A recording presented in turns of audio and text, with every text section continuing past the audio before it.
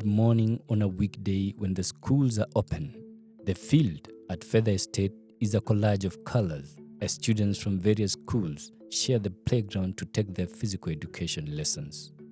The students come from various schools within and outside the estate and even as far off as Donholm. In terms of playground, it's very essential because development is part of the needs of the child under the Convention of the Right of the Child, but also it is an essential component of education. More so in the current curriculum we are in. You cannot talk about a full, complete, holistic learner without play. That's why we have co-curricular activities, we have athletics, we have all those games. Those games cannot happen in a classroom, you need a space. The schools that have their physical education at Fedha are mostly private schools which have inadequate space to establish playgrounds in their compounds and hence opt to lease the grounds from the estate. The same scenario is replicated across the city and in major towns around the country. Besides the private schools, the availability of playgrounds in public schools is also a challenge. While the public schools hardly lease playgrounds, they make do with what is available. As is the case in some schools in Nairobi, this is always a dusty patch of ground. At Olympic Primary School in Kibra, a school with one of the highest student populations in the country, with 5,600 students, there is only one playground, which is dusty and uneven. Mildred Achieng, whose 2 children attend the school, describes its playground at break time as chaotic. Shule ya Olympic kuanzia kwa kiwanja, turudi kwa kiwanja sasa. Kiwanja ni ndogo, huwa wanagawa. Kama grade, niseme kama huyu wangu wako grade 3, wakienda games, utapata stream yake, ndio wanaenda pale, wanapewa time ya kucheza juu kiwanja ni kadogo.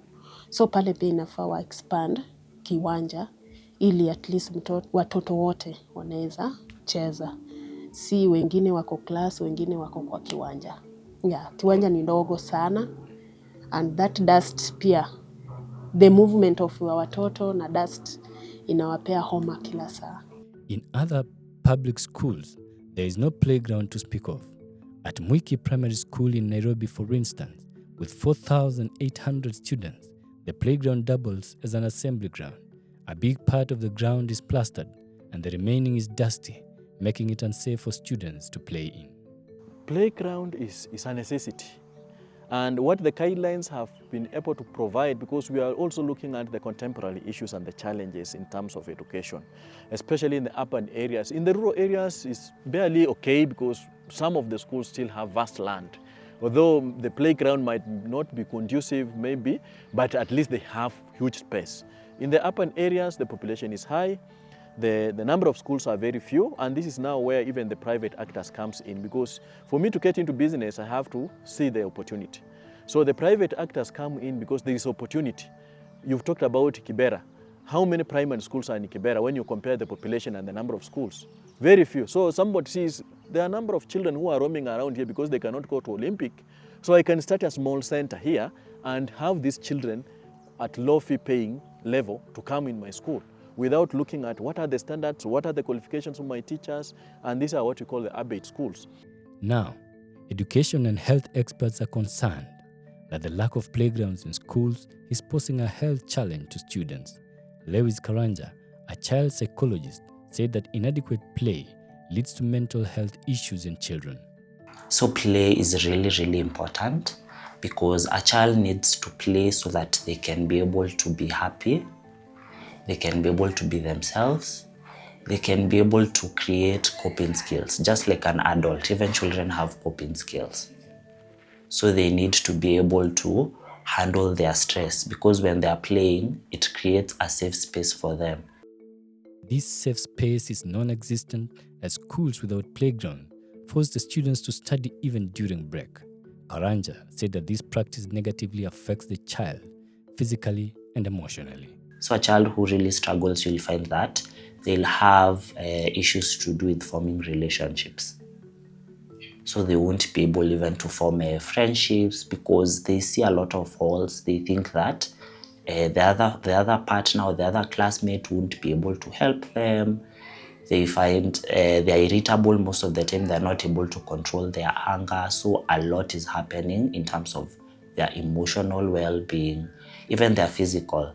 You'll find that children who are restrained, who don't play, you'll find that they'll struggle with obesity.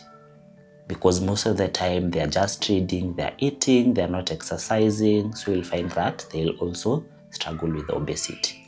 According to Shisanya, inadequate play could be a reason for cases of indiscipline and unrest in schools. The experiences we are looking at, the number of children who are committing suicide has increased.